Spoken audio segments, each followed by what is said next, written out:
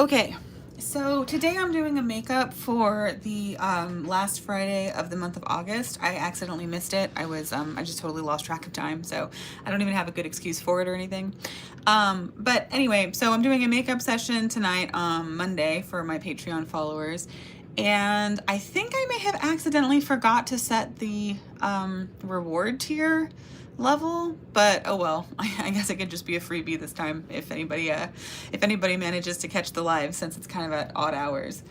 So, all right, before I start, I want to give a little update. I'm still working on the horoscopes for the month of September. They should be out either tomorrow or the next day, so still early on in the month. I really do try to get them out on the 1st, but for whatever reason, I don't know, that just never seems to quite happen for me, so oh well. But yeah, so I'll be working on those tonight, probably after the live is over. I'm also working on a sigil that will be released also either tonight or tomorrow, probably tomorrow morning. So that'll be fun. And then I'll have a Onyx Tarot preview update for those of you following me on Patreon. Pretty soon, early in the month of September. I'm hoping to do at least 2 of those this month, as well as another Acanthus and Crow card if I can, and another commission that I'm working on. So all of those should be posted for the month of September. Spell jars are going to be delayed this month because the astrology sucks, quite frankly. I can't figure out like a good theme to work with for the astrology that we have going on. So I'm not sure if I don't know, I'm thinking about making it more sigil based, just to kind of try to offset the not so great astro weather. So we'll see what happens. We do have a benefic in its exaltation, which is nice, but it's, you know, it's being overcome by a lot of things. I mean, recently Saturn went back into Pisces, so it's not technically being in an overcoming square anymore, but it's still not super great. He's gonna have a trine from Saturn, and then he's gonna have a square from Mars, so Jupiter's not doing much good there. The sun has a opposition to Pluto still, so, oh no, sorry, that's not true. It did in Leo, but it doesn't anymore. But it is approaching the south node, so that's not great either, and it's in Virgo, so there's no special thing there. I think if I wait for Mercury to go into Virgos, I would do that, but then it's like the south node creates an issue, so I don't know. I'm thinking the best course of action is probably just to do a spell jar that's more sigil based and try to do the best astrology possible, or maybe something to help work through difficult times, since that's like what we're having and that's what the astrology is reflecting as well. So today is a Monday. Monday is ruled by the moon, and we are currently in the moon's hour. So this is a perfect time to ask the moon what she thinks about stuff. I'm gonna use, I think, the nameless one first of all. So I'm gonna do a general reading, the moon day, moon hour, and we're going to see what the moon has to say to us, I don't know, about whatever the moon wants to say to us.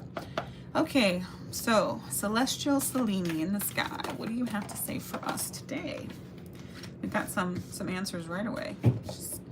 That's what you get when you have the planetary day and hour. So we have the reversed Fool, we have the reversed Mask of Pisces, which is hilarious, and we also have the 5 of Wands. So first of all, the reversed Mask of Pisces is really fun because Saturn just retrograded back into Pisces. So yeah, that's going to be difficult for people in the area that Pisces rules in their chart. It's also going to be difficult for people who just have a strong or prominent Pisces placements. And it's going to be difficult in the way that Saturn makes things difficult, right? Like an added pressure, added rules, restrictions, boundaries, issues, kind of getting where you want to go, and a lot of no's, right? This is also going to be something that's difficult if you have a lot of mutable placements in general, because Saturn will be able to see things from other mutable signs. He'll be squaring them or opposing if it's Virgo. So that's kind of a bummer a bit. So yeah, so Pisces area gets to be revisited. Saturn was in Pisces for quite some time, and then it went into Aries, and we got a little glimpse of what that was going to be like for the next 3 years, because when it's done, it's going to be in Pisces, I think, until the end of the year. I think I can double check that really quick. It's not so hard. Let's see here.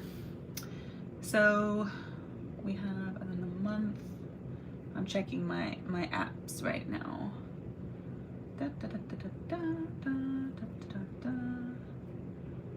Okay. Yes, Saturn goes back into Aries March of 2026. So yeah. So we're going to finish out the year with Saturn back in Pisces. So whatever was happening when it first went into Pisces, probably there's some stuff left over that needs to be readdressed. That will definitely be so, particularly as we have all these eclipses coming up and they're all gonna mess around with whatever's in Pisces and Virgo. So yeah, like it's gonna be a difficult time to have Pisces placements for a little bit, but it should be feeling pretty familiar to what was even just like a year ago, I think. I don't think we've been a full year with, no, I don't think so.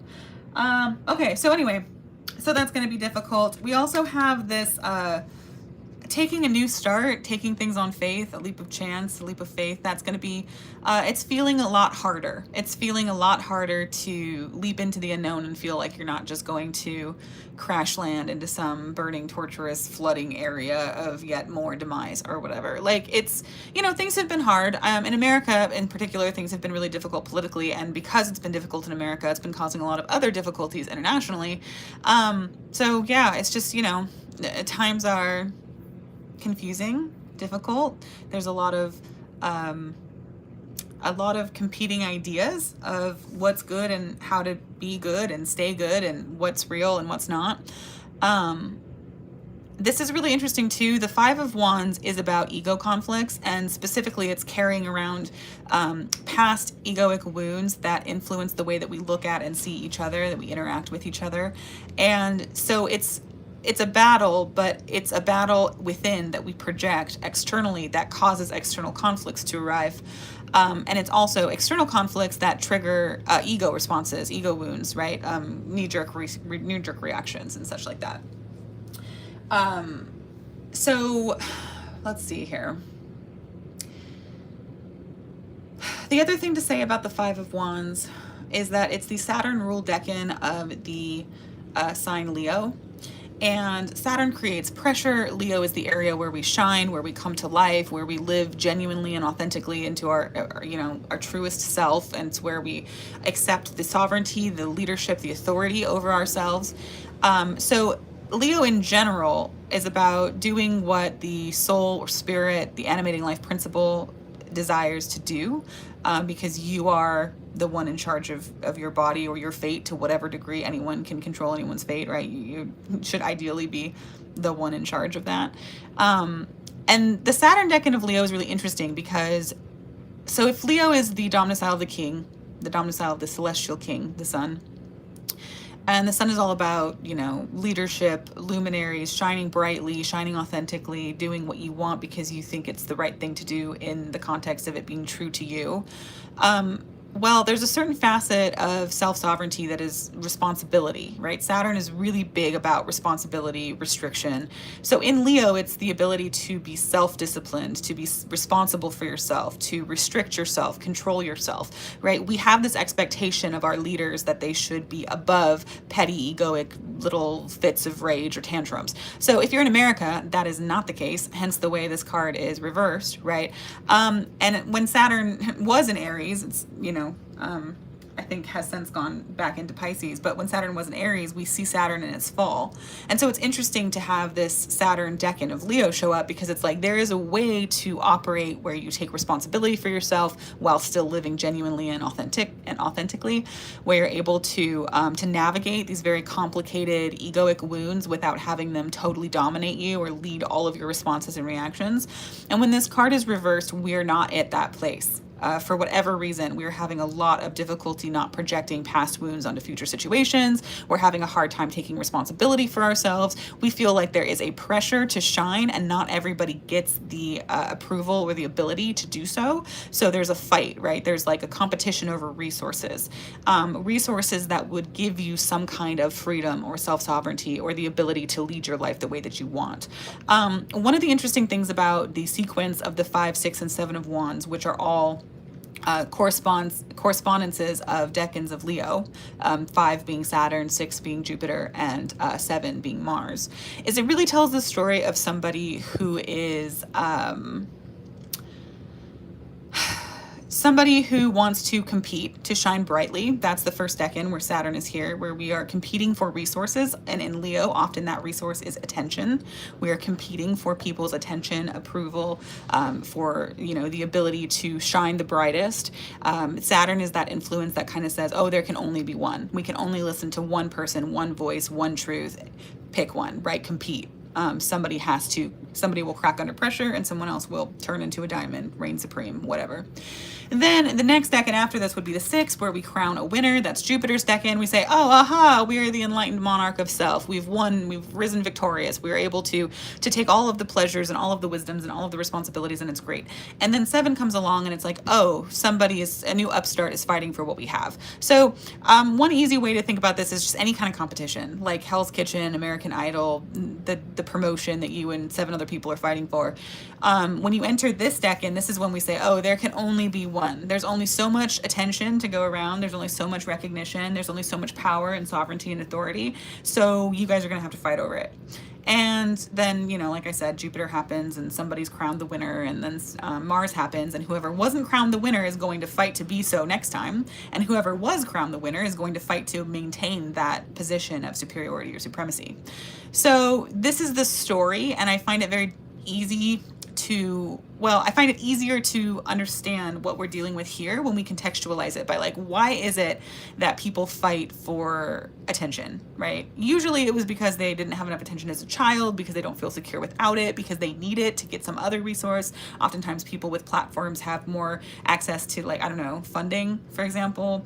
People go on Hell's Kitchen or American Idol because they, like, want that break, right? They want the big break. And to do that, they need to captivate an audience. Leo is definitely the space where we captivate an audience. It's the stage, and Saturn is the pressure to perform. And when we break under that pressure, we get really grumpy, we get really sensitive, we start thinking every little thing is a slight, right? It's not that there was simply somebody who outperformed us. It's that, you know, screw that other person, or that judge was an asshole, or the system was rigged. And you know what? Maybe those things are true. That could totally be true. But it's like we forget how to take our licks with grace when we're interacting with this reversed energy. We forget how to roll with the punches. We take everything really personally. And then we carry that wound going forward, right? It's why there's this, like, dire wolf skeleton over these wolves as they duke it out, because it's like, you know, generations of fighting and struggling and difficulty lead to this kind of, like, scarcity mindset where we just have to duke it out. Saturn is definitely all about scarcity. That's one of its significations, literally, is a lack, a want. There's a void, and that needs to be filled. In Leo, that void is attention. And, you know, don't knock it. In today's currency, attention is quite literally a currency, right? People fight and spend millions of dollars to win and keep your attention. So this is interesting. And the moon as a planet is one that rules our comforts, our needs, our ability to nurture ourselves, to be nurtured, where we feel comfortable, and when we don't feel comfortable, how we return to that state of comfort. And so in the context of that, this is sort of saying, like, hey, you know, things are going to be difficult. We're feeling like a lack of faith. You know, we're feeling like we're stuck. We're in a rut.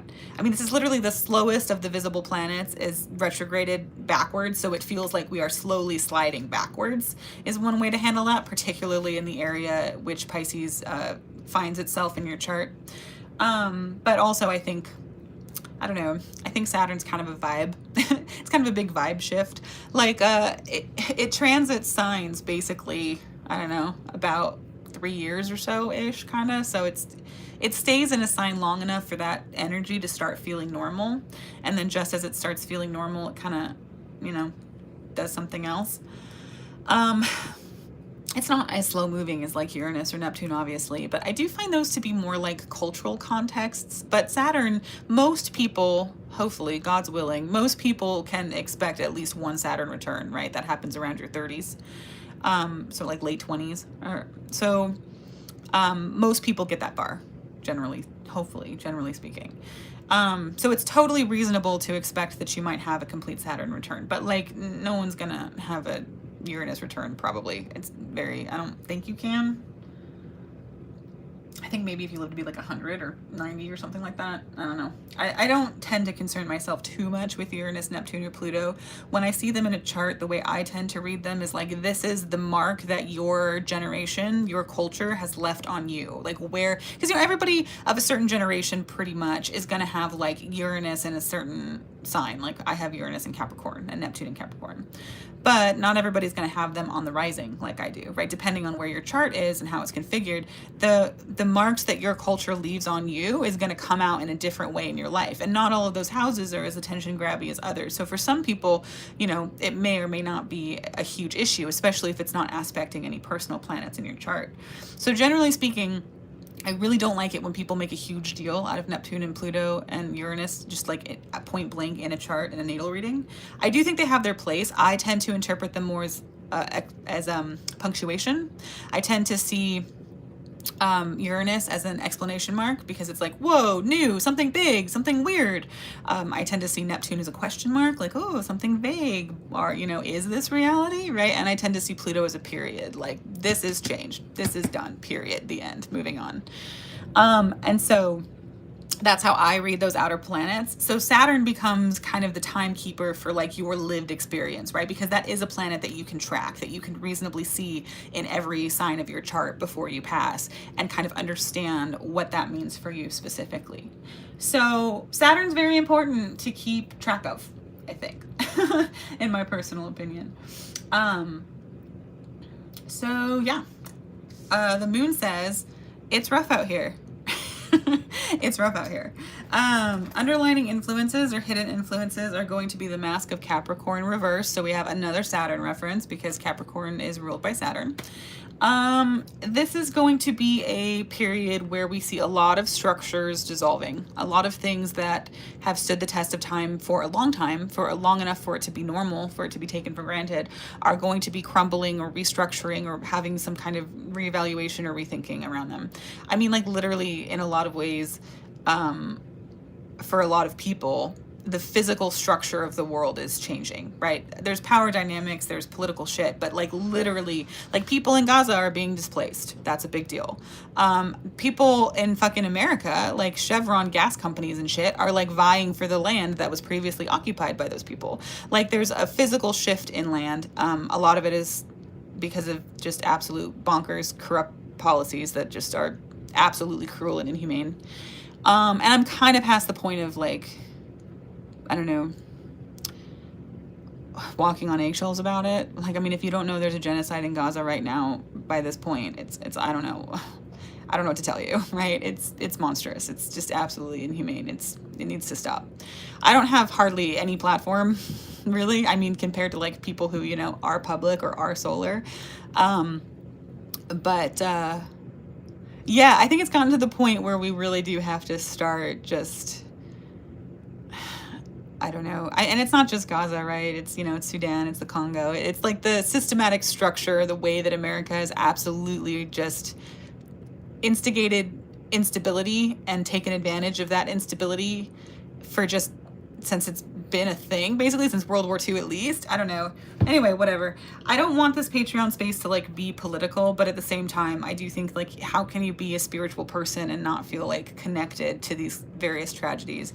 It's very difficult for me. It weighs very heavily on me personally. And I think that a lot of people in general, but also in this kind of communal space, are feeling that, right? I think for some people, the way we respond to all of these tragedies, right, to the repealing and taking away of LGBTQA rights, of women's rights, you know, really like everybody but, you know, Christian nationalists, basically. And even them, like, you know, we're taking away benefits from veterans, we're taking away, you know, research funding for children with cancer, we're taking away child lunches, we're taking away medical aid, housing aid, like, I mean, just insane cuts that were actually, and maybe they were imperfect or mismanaged, but they were at least helping people in need. And without those safety nets, we're just absolutely like crushing our heel into cycles of poverty and just keeping people down. And I say we because that is what America is doing. And if we don't stop that from happening, then that becomes our story. That becomes our collective story as Americans in this moment in time. And that's shitty. That sucks. So some people are going to respond to that by, you know, projecting it on everyone else. It's not you, it's me. You have the facts wrong. You're bad. I couldn't possibly be part of the problem. You know, how dare you say that?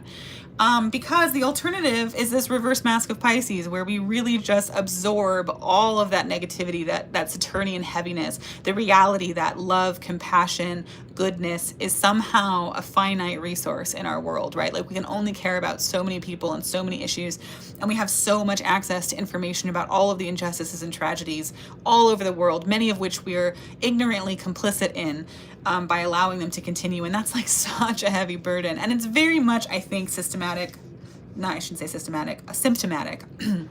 of Saturn in Pisces, right? Because in Pisces is this compassionate sign, the oceanic waters of spirit that connect everyone. And when Saturn goes there, we say, oh, hey, there is a limit, right, to Piscean matters such as compassion. There is a limit to how much empathy that you can share for someone, right? Saturn really shows you the limitations, the limit of your ability. And that's hard. That's difficult everywhere. But, you know, I think that's part of what Saturn's role in Pisces is to show you like, hey, you know, there's only so much pain you can feel. There's only so much compassion you can have. And I don't know. I don't know what the answer is to that. I think it becomes this kind of delicate balance of like holding space for the reality of these, I don't know, these tragedies, while also like recognizing the line between like what can we control and what can we not, and how do we fix the things we can control of, how do we protest against. I mean, I guess it's one thing to do, right, like literally the violence being done in our name on our tax dollar, like that is something that we should be avidly upset about, right? I mean, like literally, how dare you take away funding for my children's schools and lunches, and from doctors trying to solve brain cancer for children? How dare you take that funding away and put it into a military budget to impose genocide in a different country, just for what? For I don't know, for resources to keep the rich richer? I don't know. Like, I mean, that's a huge slap in the face, right? It would be bad enough to just like do the bad thing, but they're making us pay for it. I mean, there's so many levels, like, and most people just, I don't know, like, what can you do, right? So it's this reverse fool. It's like, well, you know, how much worse is it gonna get, I think. This is really interesting too, because the Fool is all about like leaps of faith, spontaneity, radical changes, big new beginnings, right? Like literally starting the journey, leaping off into the unknown. And I think, I don't know about you guys, but for me, basically since 2020, we've been going down this road where every year we're like hoping, we're praying, we're like, hey, that year was so hard and so awful. This year's going to be better, right? And then no. And then this year it's got to be better, right? And then no. And forever, just until now, for what is it, 2025? So for 5 years at least. And I mean, I know that things have always been difficult and fractured and systematically, I don't know, imperfect in a lot of ways. But in my mind, from my perspective, and yeah, you know, this is like me growing up in today's reality, right? 33 now, so this is as much as I've been aware as, like, I mean, I'm still a fairly young adult, right? Assuming that I live to 70, which, you know, or more, which hopefully. This is still like basically the beginning of adulthood, right? 30s is kind of, you know, your 20s, you're sort of figuring stuff out. There's that transition from teenager into adult. But by the time you're 30, you're like an adult, right? Hence the Saturn return happening around that time. So this is kind of like the crisis-scape that millennials onward have inherited.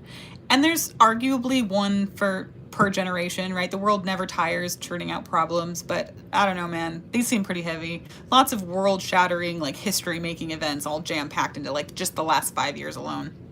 So, it's difficult. And, yeah, I mean, I think that shows, right? So I'm going to check the astrology really quick because I want to see, let's see here. Yeah, so the moon is actually in Capricorn right now, So that's funny because we literally got Capricorn. We're asking Monday Moon Day to give us her perspective and the hidden factor, which this was the card at the bottom of the deck. So usually I like to turn the whole deck over, and then those are kind of underlining or hidden influences or factors that are influencing the reading.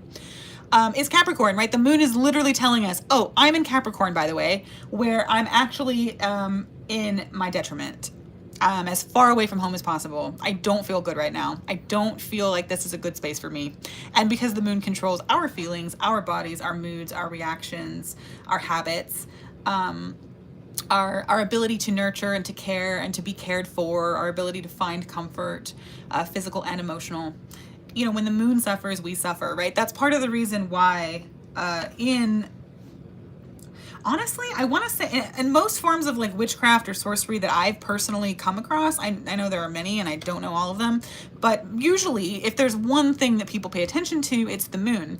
And at least in Hellenistic astrology, the belief is that the moon, being the celestial queen, the celestial mother, births events into reality. The moon represents our emotional and our physical bodies. And so if we're feeling something or experiencing something, it's happened in reality, right?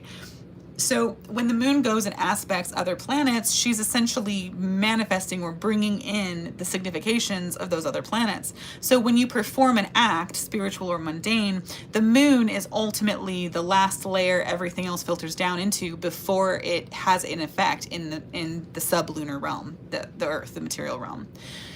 So if you're not going to pay attention to anything else, pay attention to where the moon's at, because if the moon is in an inopportune sign, an inauspicious sign, whatever is manifested through her, it's not going to be as good as it could, or it's going to be, not to say that nothing can ever be done when the moon is like in fall or detriment or whatever, but it's going to feel not quite as good as it could. When the moon is in Capricorn, she's as far away from her home domicile in Cancer as she can be. And if the moon in Cancer is all about feeling your feelings in this nice protective shell where you can fully experience, you know, the undulating tides of emotional waters of psyche and subconscious in a safe and protected space, Capricorn is like, well, we've got work to do. We don't have time for that shit, actually. Capricorn, in some ways, I mean, okay, for me personally, I'm a Capricorn rising, so I actually really enjoy a Capricorn moon. But the reasons that I enjoy them are because, being a child of Saturn, I toil and I struggle and I engage in very long, like hard-won efforts. And as Valens says, Capricorn risings are the plotter of great deeds, right? And so I often will put my emotional, physical health on the sidelines in order to fulfill or manifest something that I'm working on, you know? In my prime, in my heyday, I'd spend like 18 hours a day working on an illustration for, you know, for my various card decks and stuff like that. And I would take maybe one food break and maybe like one bathroom break, right? And when the moon is in Capricorn, the moon doesn't feel her feelings as much, right? The moon does Saturnian things, which is to say, particularly Capricornian Saturnian things. So the moon puts feelings to focus on labor and toil, and you know, you don't have time to feel because you're building structures so you can protect yourself, shelter yourself from starvation, right? Because there's a lack, there's a scarcity. Saturn says there's a pressure, there's a real material pressure, there's a limit, so we don't have time to cry about it, quite frankly. We don't have the energy for it. We are too busy surviving. And the moon doesn't like to be in a place where she's surviving. The moon likes to thrive, right? Because if our bodies are going to feel, we'd rather feel pleasure. If our hearts are going to feel, we'd rather feel joy. But that's not all we feel. And the moon, she travels fast, so, you know, this too shall pass. The point that I'm trying to make is, when the moon is in Capricorn, we can set feelings aside and our body's comforts aside in a way that in other signs, when the moon is more dominant, we potentially have a harder time doing. When the moon is in Taurus, for example, where she's exalted, she's an honored guest in that sign. So when the moon has a thing to say, you know, things stop and listen to her because she's exalted, she's powerful there. Same with when she's in Cancer and she has complete control, right? So it's like your feelings are loud. So good or bad, you know, you're going to heed them. But when the moon is in Capricorn, she has very little power. So it's sort of like, oh, I guess if you say we have to work instead, I guess that's what we're doing, right? One thing I have noticed about the moon in Capricorn is there is kind of like almost a sense of blinders. This is where we're just focusing on like laying brick after brick after brick of foundation, and we're not worried about any of the other possible things. So, you know, so this is just saying like, hey, by the way, like in Capricorn, I'm feeling all of this stuff. It's not all good. But it does give you an assignment, right? It gives you a goal. It's like, how do you confront these things? Let's see, what else do we have? We also have the interesting phenomenon of the moon being in Capricorn while Jupiter is in Cancer. And so something that's fun and interesting about that is the moon can see Jupiter from an opposition, but an opposition is an aspect that is, it is a harsh aspect. It is said to be of the nature of Saturn, and it is said to be that way because one of the things Saturn rules is isolation, is loneliness, feeling far removed from your home, from your place of safety. And literally, that's where the moon is right now. She's in Saturn's sign, opposing her own domicile, where Jupiter is exalted, Jupiter being the greater benefic of, you know, mirth and pleasure, not pleasure, but that's more of a Venus thing, like more like mirth and faith and miracles, opportunities, abundance, spiritual and physical growth. It generally, just like Jupiter is a great guy, right? Represents the wise and the learned, the righteous, the noble.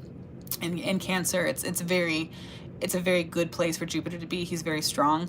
And so it's interesting to see the moon, seeing Jupiter via opposition is almost like I see all of this good and this wonders, these miracles, this faith, this abundance, this growth, this really desirable, nice thing, and I'm so far away from that.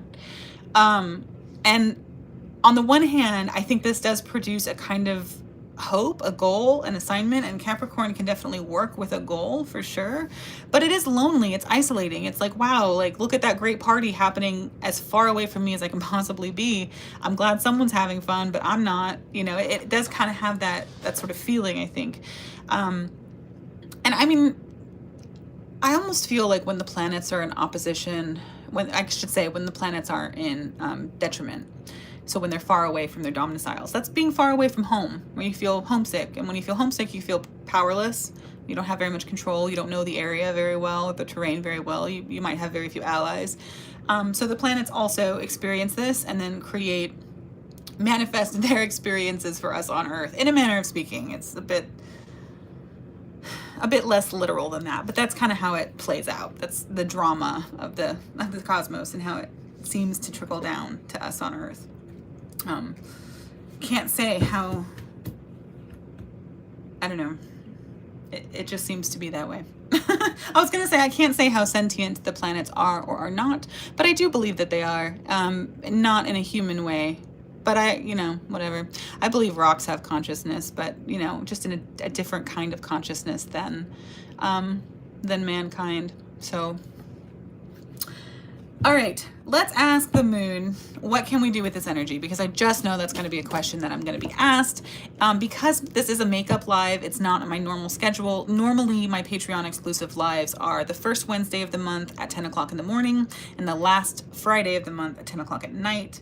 So I don't really know for sure that we're going to have any people show up and actually ask questions, but I still want to make sure that this live has value after the fact, so you can watch and, like, I don't know, learn some things or have fun or just use it as a podcast or what have you.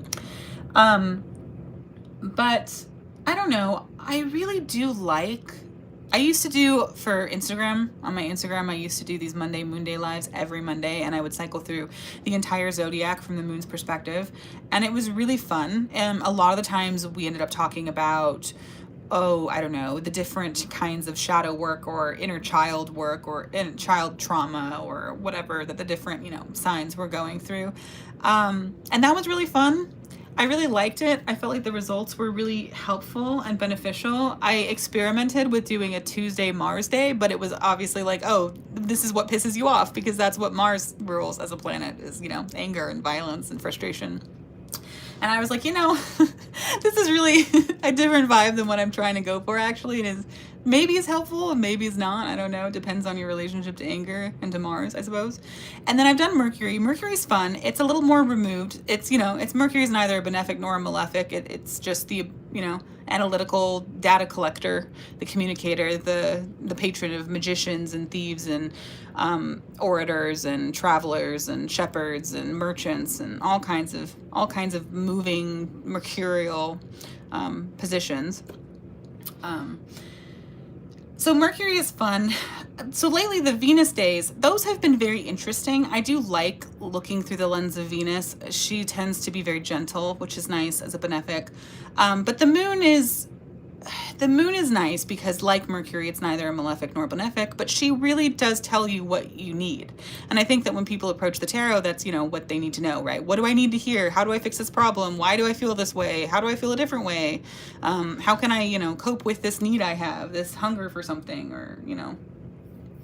So the moon is interesting. I don't know. Maybe I should try shifting the day from Friday to Monday because, and I don't know. On the one hand, it's like consistency is good.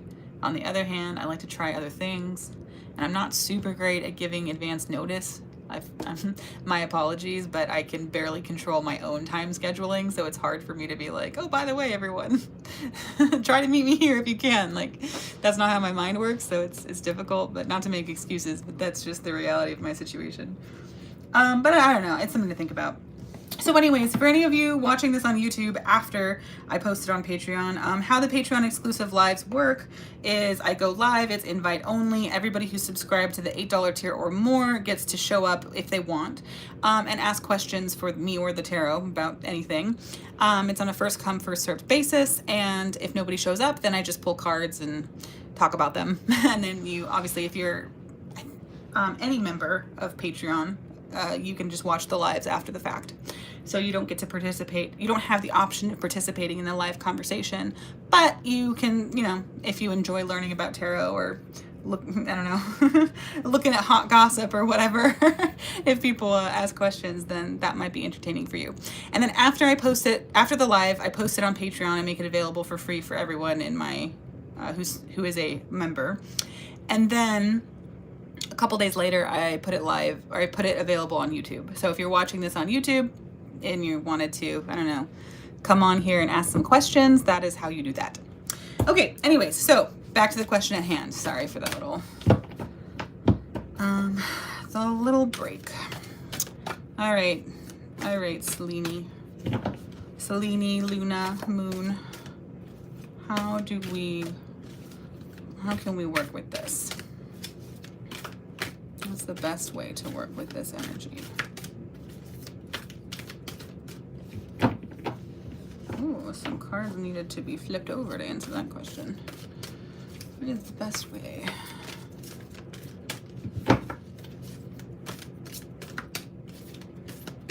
Oh, okay, we got something. This is the Oracle card for the Thing of Beauty. It's reversed. And then we also have the High Priestess reversed and the Cancer reversed. Wow. And then at the very end of the card, at the very end of the deck, we have the Four of Wands upright. So this is how we cope with this, right? So things are difficult. We have difficulty feeling things. It's either, you know, too much or too little. We're projecting ego wounds or taking on the world. It's very difficult. It feels like there's no hope. We don't have a leap of faith to go off of, right? It's maybe not that it's no hope. Maybe it's more like every time that I think things could get better, it takes a turn for the worse. I don't know if everybody else has been experiencing that, but that seems to be the case for me. Oh, which, by the way, I have some updates about the Children of Ostara Kickstarter that I launched March 2024, I believe. I think it was 2024. So at the end of the live, I'm going to talk about that because it's the journey of this Kickstarter has been insane. I thought the Nameless one was significantly delayed because of the pandemic. And when I launched the Children of Ostara, I was like, this will be way easier than the Nameless one. It's going to be more like the Children of Litha, you know, where I said I gave myself a full year and I delivered it like early, like by a lot, because it wasn't nearly as, you know, difficult as I thought it was going to be. It was great. No, that's not the case. No, if anything, there have been more delays than with the Nameless one. And the Nameless one had the global pandemic. There was literally a shutdown. But anyway, I'll talk about it in a minute. It's just been a time and a half, dude. So talk about like every time I think it can't get worse, right? That's been my experience. I don't know. But to be fair, because I am a Capricorn rising, Aries is my 4th house, which means when Saturn goes into Aries, it's at an angle. And angles are very prominent places for planets to be. So when a malefic is on an angle, you feel that bite kind of a lot. Anyway, Okay, so interestingly enough, we have the Thing of Beauty reverse. And I will say when I was drawing cards for this, this was actually the card that was on top, but it was upright. And as I was shuffling, some of the cards like reversed themselves, and apparently this was one of them. So that's kind of interesting. I think that in the context of this question, the Oracle card for the Thing of Beauty is about recognizing that not everything is beautiful, and that's okay, right? It's just, first of all, to accept the Saturnian reality, which is like, wow, Luna, what a very Capricornian thing of you to say right now. I wonder if it's because you're in Capricorn. Anyway, but yeah, it's the reality of the situation is that not everything is beautiful. Not everything is love and light. That doesn't mean that life isn't worth living. It doesn't mean that things that are beautiful lose their beauty.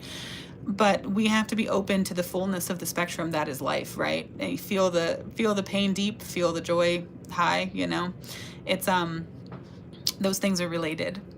You just don't get dark without light or light without dark. You don't get pleasure without pain or pain without pleasure.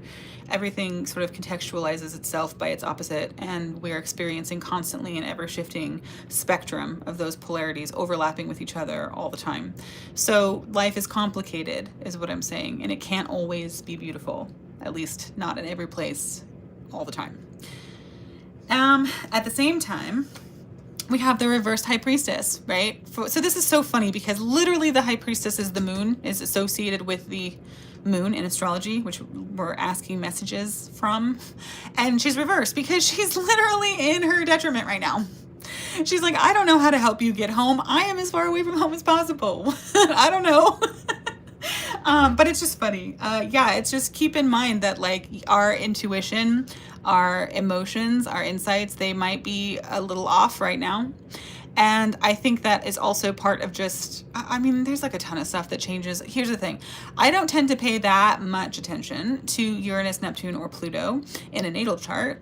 And I don't really pay that much attention to them in transits unless they themselves are moving signs. And they don't always do that, right? There's like huge swaths of time where they just stay where they are and they become the ambient normal.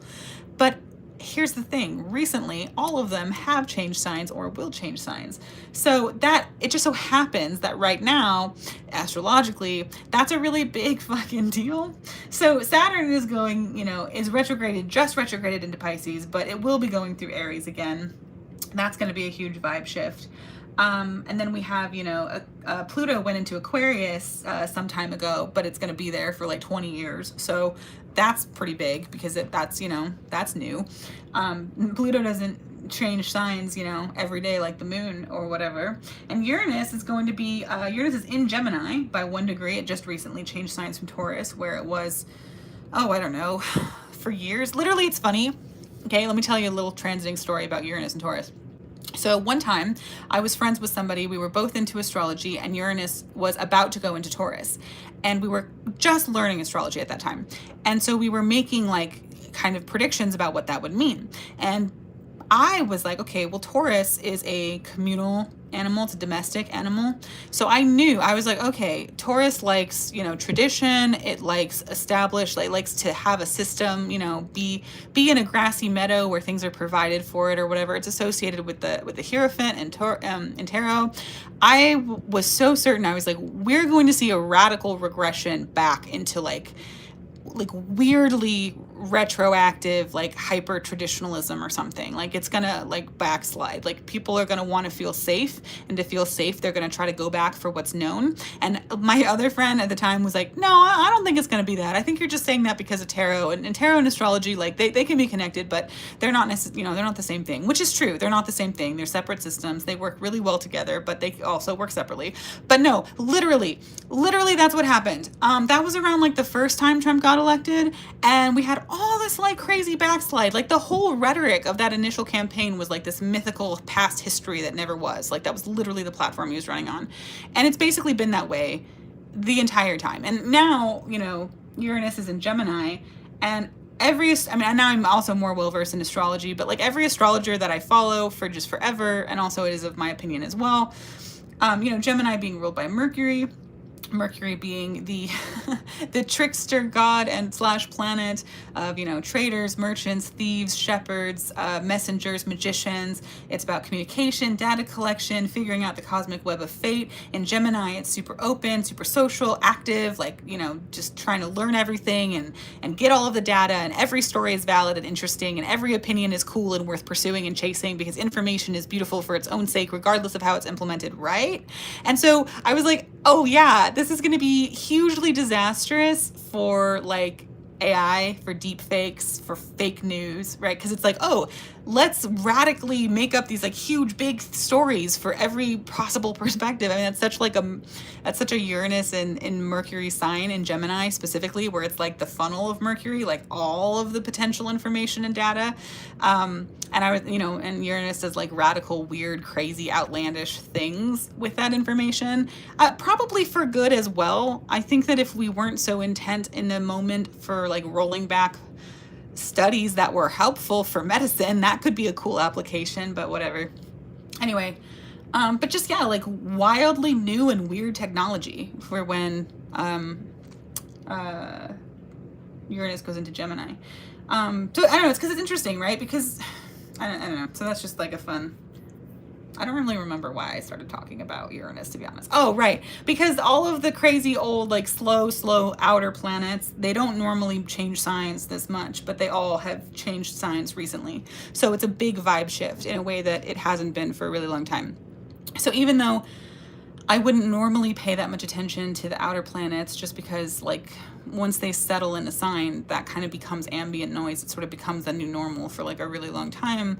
It just so happens that in this moment in history, if you're feeling like everything is being shaken up and everything is different and nothing is the same, that's sort of astrologically backed. There's a lot of like weird things that, you know, do happen, but don't happen every day, right? It's definitely a vibe shift. It's been a vibe shift for a while, and it's gonna take a while to get used to these guys in their new homes. And they're not even there, you know, forever, right? Like Saturn just retrograded back into Pisces, for example. Like I've been saying this whole time, he's going to go back into Aries, and then he's going to sit there for 3 years. So anyway, so the moon is saying like, yeah, it's going to be difficult to trust your intuition. And that's also part of it, is being comfortable with the unknown, being comfortable with the idea that you might not know the truth. You might not have any kind of innate grasp on what to do or how you feel or how to navigate. And that's also coming to terms with what we're dealing with, right? Is that there's a lot of new stuff happening that we don't have personal or cultural context for. And so navigating that space is it's gonna take some time to get our footing and figure out how we deal with this. And then Cancer reverse is funny because, again, literally we are asking the moon, right? Monday, moon day, moon hour, or at least it was the moon's hour when we started. I don't know if it still is. No, now it's Saturn's hour. Now it is Saturn's hour, but it was the moon's hour when we started. So maybe we're getting a bit of Saturn vibe in here now. But anyway, you know, and actually it's so funny too, because the moon is in Capricorn. So I started the live asking the moon, hey, Monday, moon day, what do you think about the situation? And we got this very like lunar response, like, hey, I'm in Capricorn. Hey, Saturn, my ruler, just went retrograded back into Pisces. This is the card for Pisces. Hey, you know, there's all this ego projection and all these fights, and, you know, Saturn literally was just in Aries. So it's got that fiery energy. I mean, this is the Saturn decan of Leo, but still it's related to Saturn. It's a fire sign. So, and then, you know, we've got the Fool with the lack of faith. And so it's like, how do we deal with this? And it's almost like when we asked, how do we deal with this? Saturn, the ruler of the exile detriment moon, took the mic and was like, maybe you should accept the cold hard reality of the situation. Well, what do you think about that? It's just really funny. But anyway, because that's the point, right? When a planet is detriment or exile, they have less power to speak. And this is just a funny synchronicity, right? So as we're asking the moon, like, hey, give us more information about that, please. And Saturn takes the mic and is like, deal with it.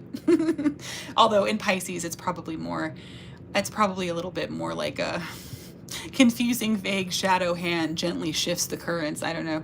It's maybe just deal with it was more Saturn and Aries. Anyway, but yeah, so how we deal with it, because it's still relevant. yeah, it's accepting that not everything can be beautiful all of the time. Our intuition might be a little bit hard to kind of not like, I want to say like to reintroduce, right? Like we're going to have to get kind of a feeling for what the new normal actually feels like and what we feel in response to that and how to deal with it. And that's going to take some time. And then we have the Mask of Cancer, right? Which is what the moon is seeing via opposition in Capricorn. So it's kind of like, yeah, you know, we're having a lot of really difficult feelings about this right now. And that's just sort of also the reality of the situation. And then the last card we got, which I'm really thankful we get to at least land on something positive, is the Four of Wands upright. And so I was just talking about this card earlier today, which is funny, but the Four of the Four of Wands, in this case, the Four of Branches, because in the nameless one I call them branches, but what's in a name really, right? So the Four of Branches or the Four of Wands is the Venus sub-ruled decan of the zodiac sign Aries.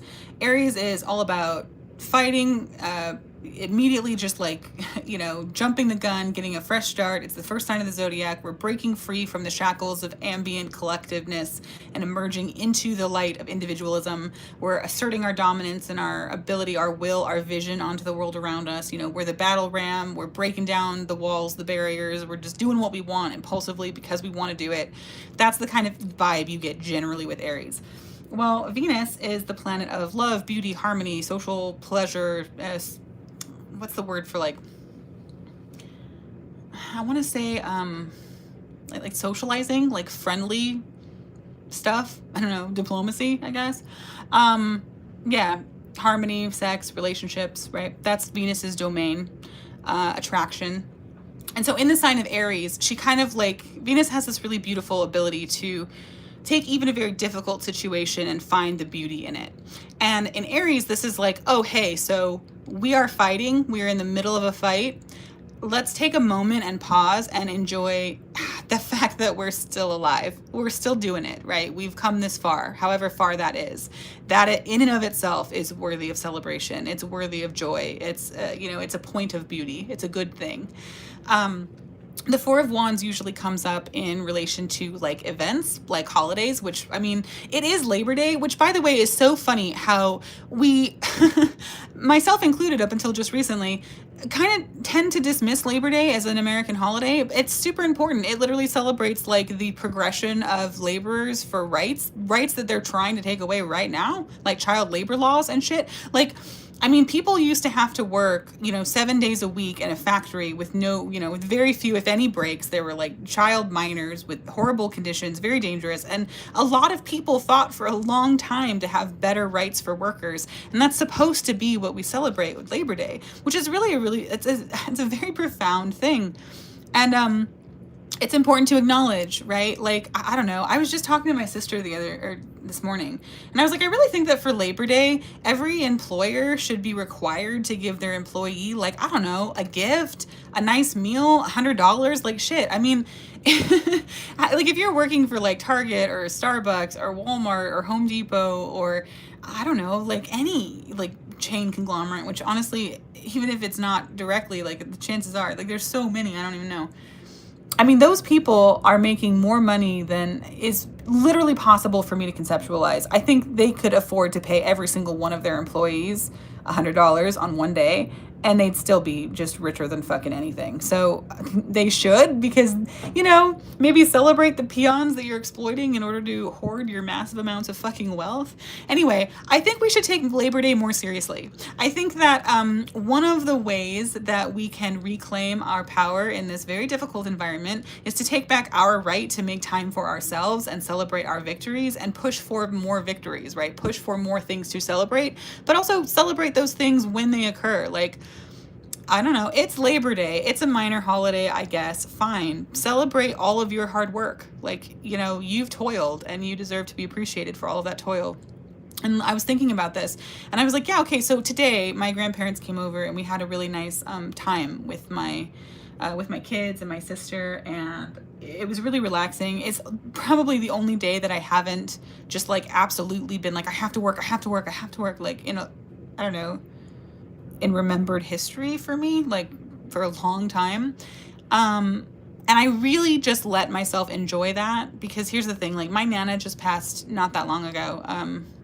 I guess it's been about a year or something, a year and change.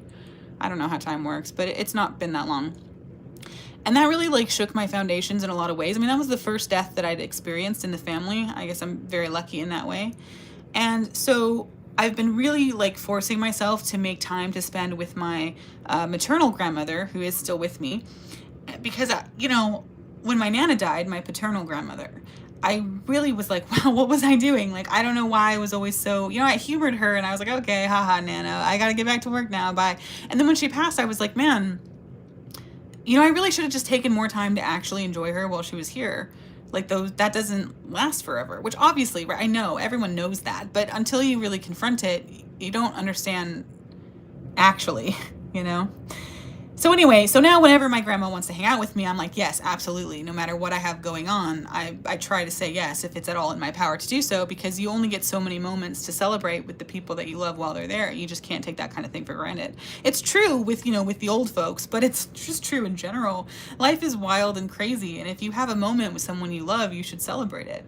And so anyway, so I was thinking about all of this while I was walking into freaking Ralph's to buy fried chicken, because my grandmother, my grandpa and my grandma, when I was really little, we always used to have these like pool party fried chicken things. I don't know, we always ate fried chicken by the pool, and I have a community pool, so I was pretty sure we were going to do that. So I was buying this chicken to be like nostalgic or whatever. And as I went into the grocery store, I looked around me and I was like, wow, every single person who's working right now on this holiday that's supposed to be a holiday to separate or to recognize and appreciate all of the laborers who work for us, to have, you know, grocery stores or migrant workers or just, you know, people literally like essential workers. Everybody who's in this store right now working is doing so because they need the money more desperately than they need the break. And work is hard, so that says something. And that made me so sad. You know, it's like, that's, on the one hand, yes, very grateful I got to buy my fried chicken. On the other hand, I had this conversation with the guy who was behind in the deli section, and I was like, hey, you know, thank you so much for this. I really appreciate your labor. Like that, you know, it's really awesome. Thank you for being here. He was very sweet. He actually had to, there was this lady in front of me, and she bought one like tiny little bits of every single deli meat they had. So he was the only guy working that section. So he literally would have to like, I don't know, I don't know, when they like cut, they like grind the meat or whatever, but he'd have to do that for everyone, put it back, zip it up, open the other one, do it, put it back, whatever. It took forever. So by the time he got to me, I think he was really expecting me to be very mad. And to be honest, I was upset about the situation, only because my grandparents were meeting me at 12:30, and it was already 12:30. So I was like, fuck, I'm late, God. But I was not mad at him. And so when he came over and he was talking to me, he's like, I'm so sorry for the wait. And I'm like, oh, that's all right, sir. Don't even worry about it. I understand. You're busy. You know, it's a holiday. Like, thank you for being here. And he was really happy about that. And he gave me a great deal. He gave me huge, like, extra sides, basically. And I was like, damn.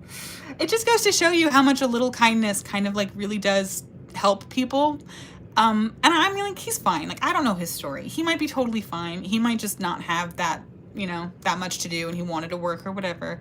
But like, working at a grocery store is a slog. I don't know very many people who are like super jacked to do it. And even if they are, work is hard. Like, we should be very appreciative of the work that we put into things and the work that other people put into things to help us with that. Like, every step along the way, we really should celebrate those things and celebrate those people, because it is difficult. Life is hard, and people who are doing you a service in spite of the difficulties of their own lives deserve to be recognized for doing that. So anyway, that's my little story about that.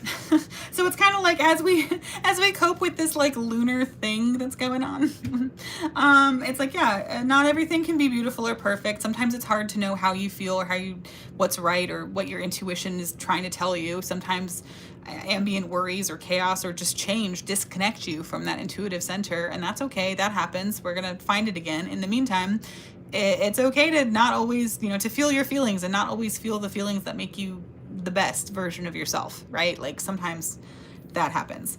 Also, when Cancer is reversed, this is like when Cancer is not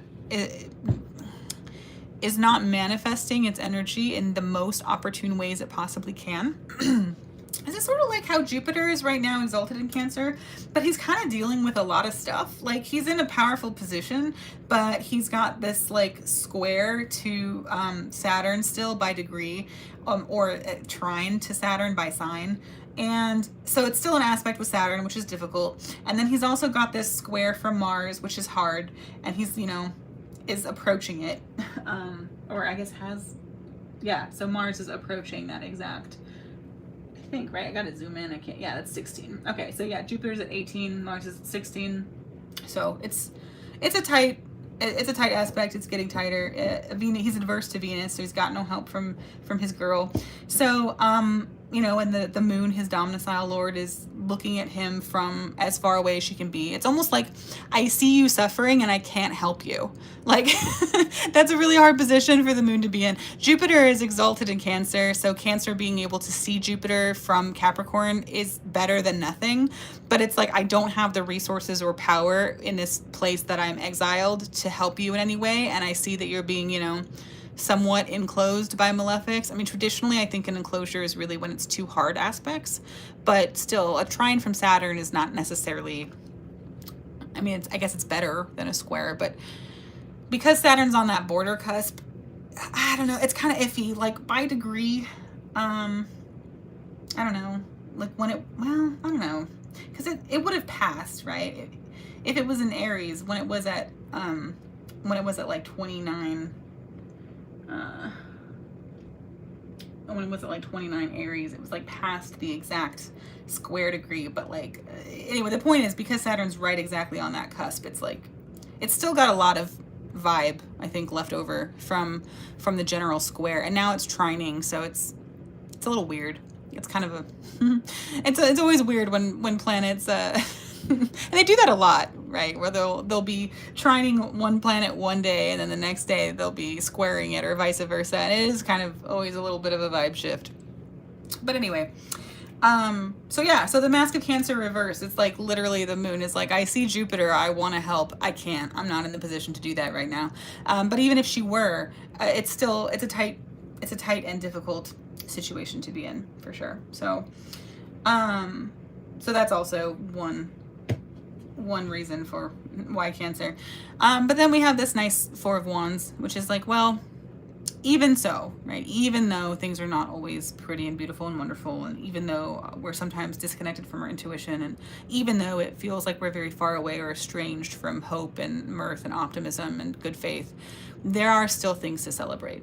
One of those things on Labor Day is to celebrate the labor of everyone who goes into making your life just a little bit better, a little bit easier, right? Sometimes the little wins are all you get. You just have to celebrate those as if they were huge things, huge windfalls. And that's kind of nice. So anyways, let's see here. Oh, try to laugh it off. Anyway, the gestures in the Nameless one are funny.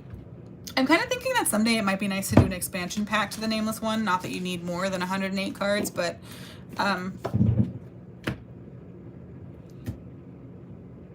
there was a big sound from my house just now. I'm hoping that it's not my 2-year-old throwing things out of her bed, because usually when she does that, it is followed by her coming out of bed. And then I have to put her back into bed.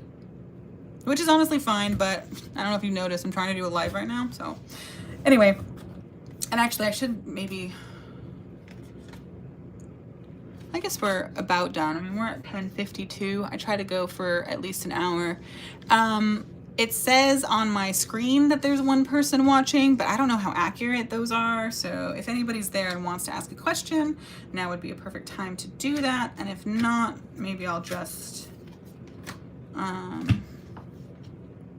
don't know.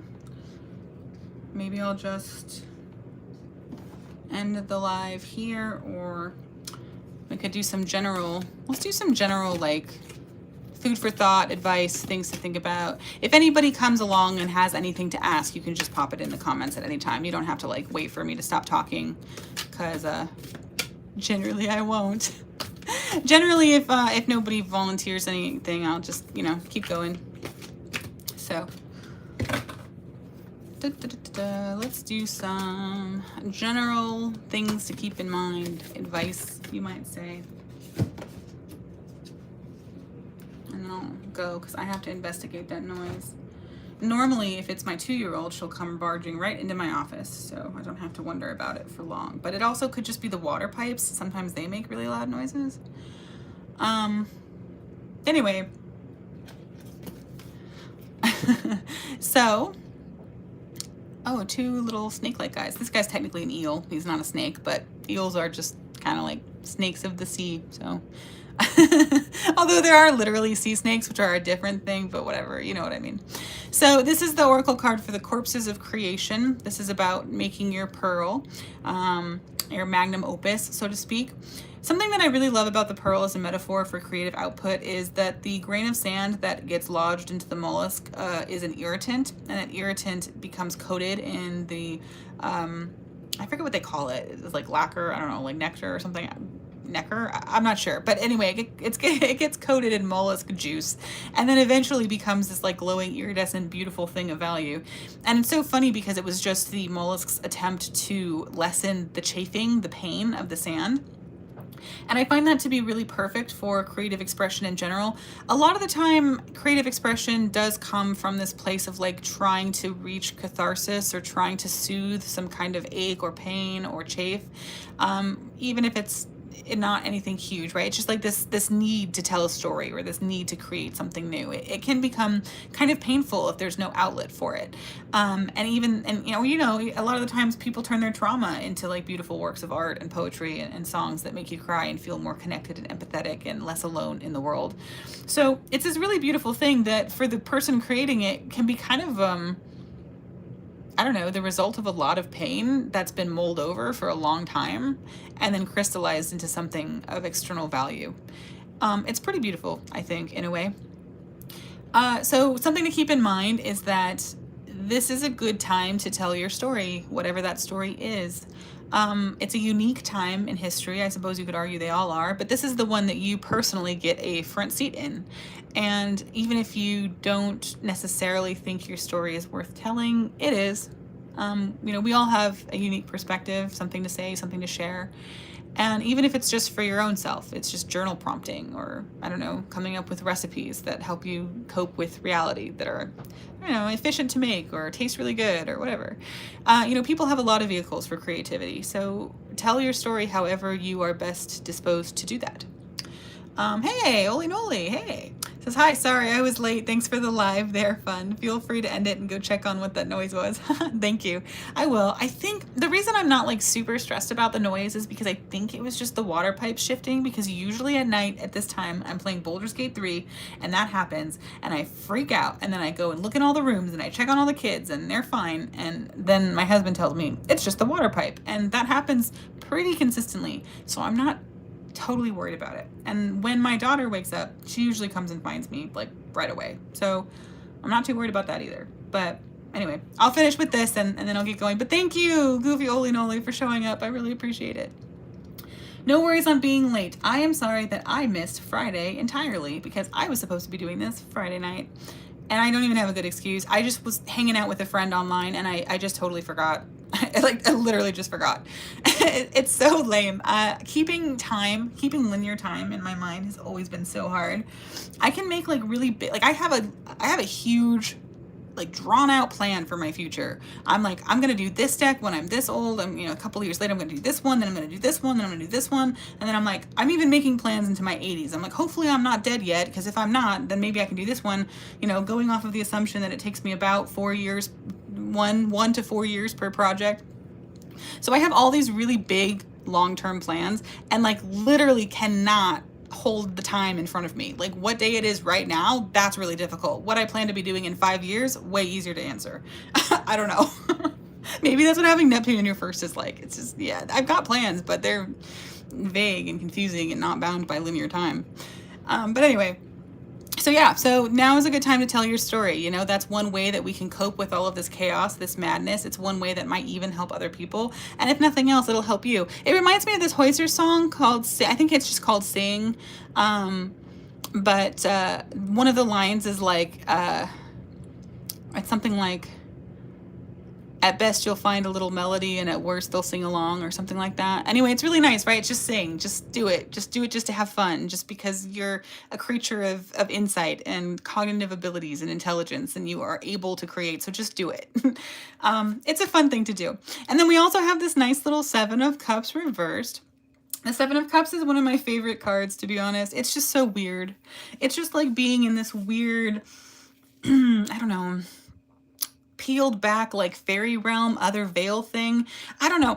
Okay, so in Baldur's Gate 3, I don't know how many of you guys play that game, but there's this scene where you're like in this beautiful sunlit valley, kind of like wetlands, and they're like so beautiful, and there's butterflies and there's little lambs and there's all these flowers, and then you encounter this cute old lady, and then you have a conversation, and then it turns out she's a hag, and she becomes like, and like, you know, a fairy, like a fae hag, right?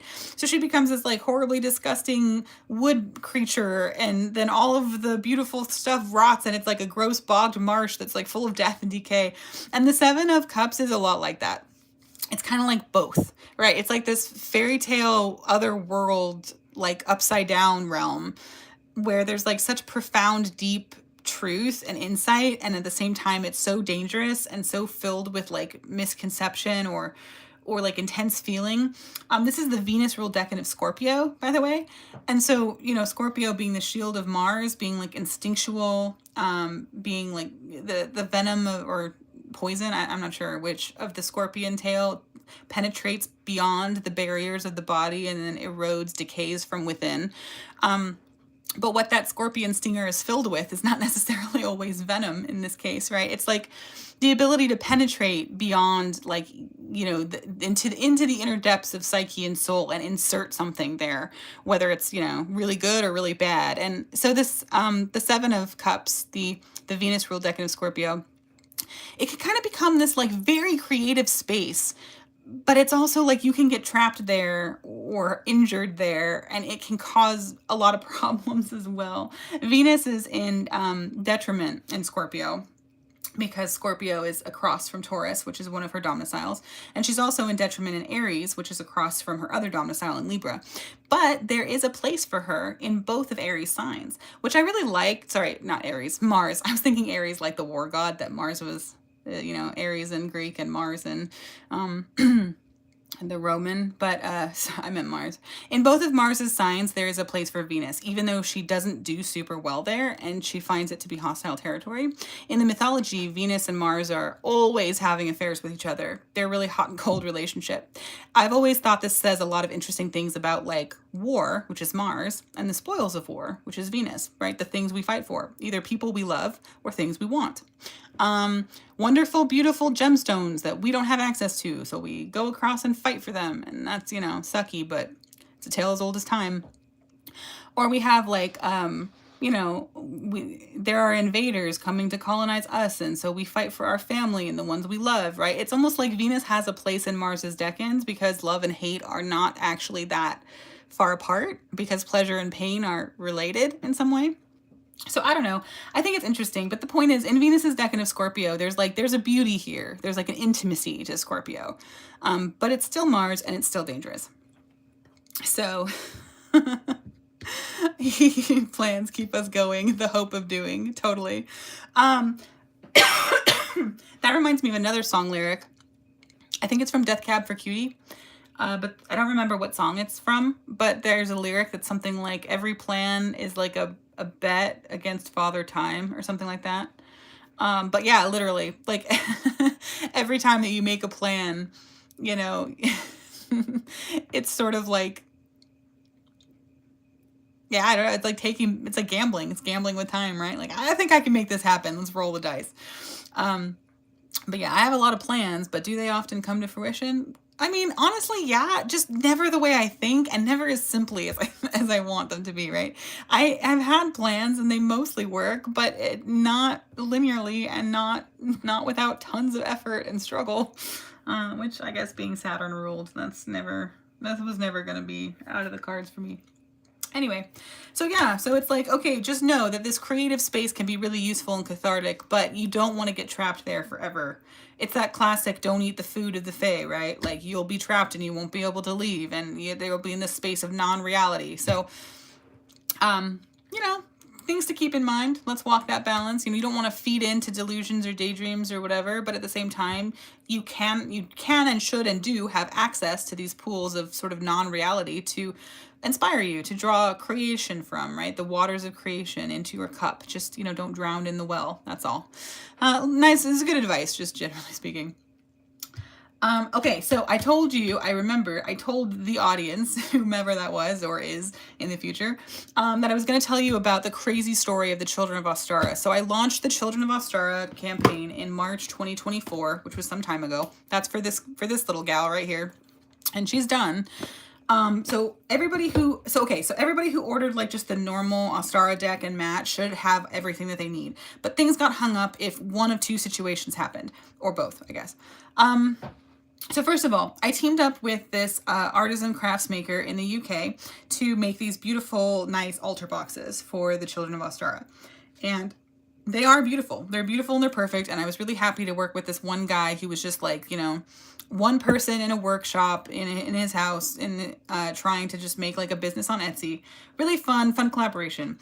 And he's great. And I told everyone during the campaign several times, and I have since, that like, hey, this is just one guy in a workshop. It's a lot more orders than he's used to. We're going to have to go on his schedule. So expect delays if you're ordering this Kickstarter add-on. And everybody has been super cool and super gracious about that. But I personally am sweating a little bit. So that happened. And then one of the other ways that you could be delayed is if you ordered an Ostara mat. So that problem has been solved. But let me tell you, let's start there. So I did a miscalculation of how many Ostara mats we had. And so because I thought we had plenty, I opened the sale for Ostara mats before we had finished shipping all the Kickstarter orders, which is just a stupid rookie mistake. But I did it because I thought we had all of these mats. Why not? So then we ended up selling out of the Ostara mats before completing the Kickstarter orders because some of those people were waiting on boxes, so we hadn't shipped them out yet because we're trying to ship all the goods together so we can save on shipping for our customers and for us too. Because if there's like if there's a lapse in that, we have, you know, we as in me, the royal we, have to make up the difference. So then I was like, oh shit. So we ordered new mats, which is fine. My manufacturer gave me a deal. Normally the minimum order quantity is 1,000, but she let us order it for 500 because I'm, you know, a repeat customer. So she had these mats made and then she sent them. And then the shipment company, I don't know if you guys remember, not that long ago, Mercury went retrograde in Leo. For me, Leo is my 8th house of shared resources. Literally the day Mercury went retrograde in Leo, my delivery thing says, oh, your shipment of mats has been delivered in Chino, in a Walmart in Chino. I'm like, what? So I emailed the manufacturer and she's like, yeah, that's weird. Hold on. Then she shows me the address. She says, is this the correct address? I say, yes. Did you send it to there? Because it's saying that they're delivered in Chino. And she's like, I don't know. Hold on. Let me check. So no, yeah.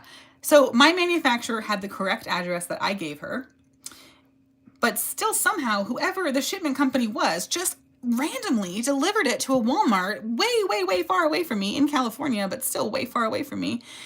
And I guess they accepted the package, even though it was literally to me. Like it had my name on it and shit, and was obviously stuff that they don't sell. I don't know. Somebody accepted it, I guess. And so then I'm like, okay, well, are they going to give it back? Are they going to ship it to us? And then my manufacturing contact was like, no, the shipment company is saying that they're not responsible for it. They're not going to do it. They have, you know, the insurance won't cover it. We can't contact the people in Chino. I'm just going to make more mats for you and take it at a loss. And I was like, what? And I was so mad because I was like, how can this happen? Like whoever accepted that shipment, they must have signed a paper or something. Like who was on duty to accept that shipment? Like let's talk to somebody. My husband was like calling Walmarts all over the place. We were emailing FedEx. We were like, where are these mats? Like literally we need them. We're so late because of this issue. So the mats, right? I don't know where they are. We're expecting new ones. I have to tell everybody, oh shit, sorry guys, my bad. So then Mercury goes direct again. And literally, my manufacturer is like, oh, the Walmart in Chino contacted us. They're going to send the mats to you. But she had already made the 500 extra mats because we thought that we were never going to get these back. Even though I was pretty sure. I was like, they have to have been accepted somewhere. Why don't we just talk to whoever signed the paper for them? Anyway, whatever. So now they're shipping us back our mats. But now the manufacturer who was going to give me those 500 mats for free because they were lost and it was supposed to be a replacement that then the manufacturer company would accept the loss of, Then she's like, well, can you just buy these at a discount so that we don't lose a ton of money? And I'm like, yeah, I would love to, but I don't have very much of the Kickstarter funds left because of all of these different issues that kept popping up. And also because it's been like, year, a year and quite a bit of change at this point. So oy vey. So then I'm trying to like figure out how we can get wholesalers interested in drop shipping the extra mats, because now we have this tariff situation as well. So I don't have the money really to just be like paying for mats I don't need, and also tariffs on top of that. So that's really confusing. So we're trying to navigate that. But meanwhile, at least we have the mats. We've shipped out everything we can ship out. And so now the only delay holding up is these wooden boxes, right?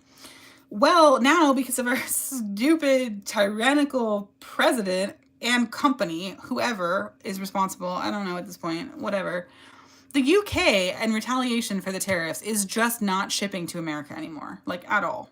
So Reginald Spleen and I, the person who's making the boxes for me, we're having this conversation back and forth, and we're like, I don't know what to do. The tariff situation had been changing just radically, almost by the week, basically, even up until that point. First it was like 30% tariffs, then it was 15, then it was like no tariffs. Now it's like, I don't know, 120. And so then it was like, okay, fuck you. We're not going to do any shipping at all. It's like a whole big, weird situation that's just, I don't have precedent for. I don't know how to handle that. And so then Reginald's like, okay, well, I'm going to keep making the boxes as though nothing has changed. And hopefully by the time I'm done making them, we'll be able to actually send them out. So at this point in time, speaking of plans going astray, physically, Reginald cannot send me the boxes because he is not allowed to ship to America at this time. Now, again, this could change because things have been changing just constantly. And theoretically, he had already sent out, he's been sending out periodic shipments of like about 6 to 10 boxes per shipment, like, I don't know, roughly a month-ish, sometimes not. So there have been all these delays and all of these, like, we don't know what's going on or where's what. And it's like, oh my God, this is even more like when it was the COVID pandemic, everything kind of shut down briefly, but then at least I knew where my product was. It was just sitting on a dock for like months, right? Or on a boat or whatever. But this time, this time it's even more convoluted. It's like things are getting lost and disappearing, and tariffs are creating complications, and now countries are just not shipping to each other, or at least my country, because my country is making some really bad decisions in my opinion. So it's been nuts. It's been totally nuts. And if you are we only have 60 people left of this Kickstarter. That's it. Which out of like 2,000 people is relatively not that much, but it is literally emotionally killing me to have 60 people who, like, literally the ones who probably paid the most because they bought the altar box in addition to a bunch of other stuff in most cases, are like waiting the longest. I feel so guilty. So I'm like, dude, I don't know what to do. I guess he keeps making the boxes and we hope that things change. I don't know. I don't know. So that's that with the Children of Ostara. It is slowly coming to completion. I mean, I don't know. I'll do whatever I can to ensure that the remaining 60 people get their orders. I just don't know exactly how to work with the government fucking me over like this. And it's not just me, just to make that clear. It's probably obvious. There are people all over America being absolutely reamed because of this stupid tariff situation. And the last time that tariffs were imposed like this immediately preceded the Great Depression. So it is not a wise economic move. And the narrative was that it was meant to encourage American-made manufacturing. But America already outsourced its manufacturing a long time ago to places like China or Taiwan or wherever. So we don't have the physical infrastructure to do that. Almost all American companies are getting their shit made overseas by China. And if they're not actually getting all of like the actual product made overseas, they're still getting like the raw ingredients, right? The paper, the lumber, the metal, right? Different materials or whatever. Gemstones, if you're a crystal dealer, right? China and India are very big sources for that.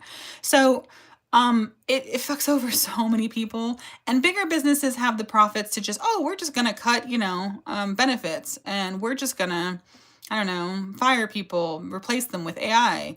And so they're keeping their bottom line fine. So the stock market is like, everything is great. But if you actually talk to a human being, probably they tell you it's not, because, you know, grocery store prices are raising, everybody's cost of life is raising, rent is raising, pay is not raising. And it is rough out here as a merchant for sure. But yeah, so the tariffs, not great for business, turns out, at least not in my experience.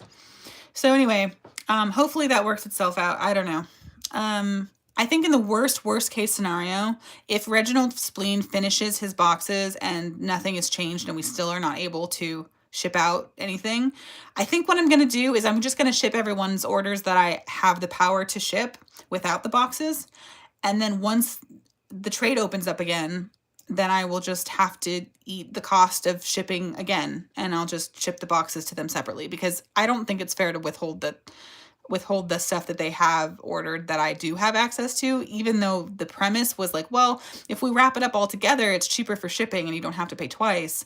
But at this point, I'm like, I mean, it's not my fault, but it's not their fault, and I feel guilty about it, and I don't want to deal with that guilt anymore. So I'm thinking that's probably just what I'll do. And hopefully I have enough revenue from, you know, subsequent Kickstarters to just eat the cost of shipping out the remaining 60 boxes, which, I mean, I don't know how to predict what shipping costs are going to be like. It should be okay. I mean, I don't know. That's another thing too. Like, my whole business model basically depends on coming up with cool Kickstarter, like tarot oracle ideas that I really want to do, and then funding them through Kickstarter. And I don't know how viable that's going to be if the economy continues to tank, or if I don't have access to overseas manufacturers. I mean, when I was looking for manufacturers to make these card decks in America, if they even had an American face, they still had Chinese manufacturers making the cards, because we don't, unless you're making like just the most basic kind of cards from Kinko's, we basically don't have that manufacturing here, or at least none that I could find. So then I figured, like, okay, well, yeah, why go through a middleman if it's all gonna be there anyway?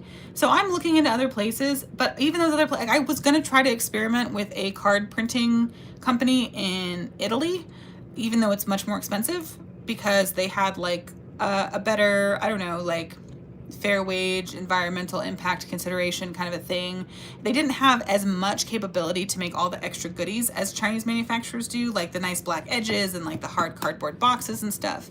But I thought, like, well, you know, maybe it's worth it to have some of those downgrades to make still a high quality product that was, you know, easier on the environment, or that was more like economically sustainable for the people making it. So it's kind of like one of those multiple truths situations, because I have a relationship with my manufacturer and I like her a lot and she's been really good to me, so I don't really want to leave. But at the same time, but honestly now at this point, I don't even know what's open to me, right? Because the UK is off the table. I thought that's got to be safe, working with England, right? I mean, we're allies. We've been allies since we split, basically, for the most part, since World War II at the very least. But nope, we're really making fast enemies, we Americans. I don't know.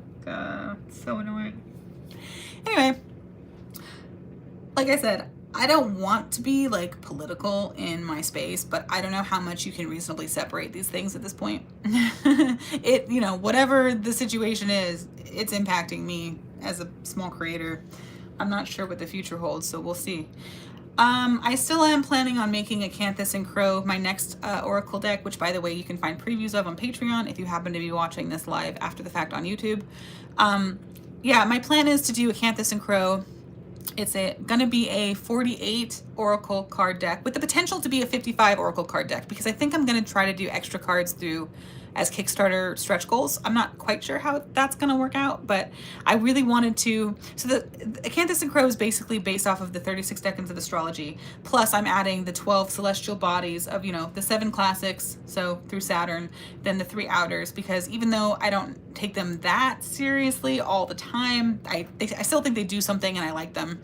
I'm a maximalist, right? So, and then I thought, oh, it'd be cool if I could include the 7 hermetic lots as well. And so including the 7 hermetic lots would put the card number at 55, which is a good, respectable number for an Oracle card deck, I think. So that's really fun. Anyway, I'm doing all the artwork for it now, and then I'm posting videos that explain the symbolism of the artwork and the process as I speed paint through them, basically. So that's available on my Patreon. I post them early access for people who are of that early access tier, and then they become public, so you can watch that. And then eventually I'm gonna start posting them on YouTube once I start like having more of the deck made, or once the deck is fully made, like the standard 48 card version, to try to like start advertising it and gaining hype and hopefully garnering an interest. So that's the plan for that. And I don't know, hopefully check it out, watch the videos, learn a thing or two about the deck-ins if I may be so arrogant as to suggest you might, and then leave a comment would be really nice. That would be always welcome. But anyway, so that's generally my plan. My plan is we're focusing on Acanthus and Crow, and then we're going to shift gears and do the Children of Yule, and then we're going to shift gears again and finish the Onyx Tarot. That is my trajectory. But it's really hard to be thinking about taking these nice little, where's that card? These nice little leaps of faith into the future when I can't even get the plans that have already come to pass to finish. Very, very frustrating. Noli says, sorry to hear that the tariffs are impacting you that bad. Oh yeah. Not to mention all of the packaging supplies, right? That doesn't usually come from America. I mean, like, we order from Paper Mart for like, you know, crinkle paper and boxes, but they don't get the supplies from America. They get the supplies from who knows where. So they've, you know, upped their prices. So we have to just eat that cost because it's, you know, it's shipping. I don't know. It just trickles down in a bad way. Have you noticed how whenever anything trickles down, it's never in a good way? Anyway, so yeah, I appreciate your sympathies. Thank you. But it, you know, and it's hard because it's like my relative suffering is not anything compared to what other people are going through in some cases, right? I mean, it's rough. And on the one hand, I do believe that they're, you know, suffering is not really something that can be quantifiably measured. Everyone suffers all of the time. It's relative to a person's experience and exposure and tolerance for a particular kind of suffering. But at the same time, I don't know. I mean, if you're still in the race, you're one of the lucky ones, right? It's sort of like this this Four of Wands. It's like you have to celebrate what you have. Sometimes you don't have a lot, but that's always going to be more than what some people have. So, and not in like a guilt trippy way, just that's kind of the Saturnian reality of the situation, right? Like, there's always better, there's always worse, and someone is always in one of those categories relative to you. So, talk about a Saturnian truth. It's hard to, I don't know, to grapple with that. I don't know. Lately, I've been feeling really, like, just super emotionally, I don't even know what the word is, drained or overstimulated, or it's like too much and not enough, like just super unmoored, ungrounded. I don't know. I mean, it's a lot of information to take in.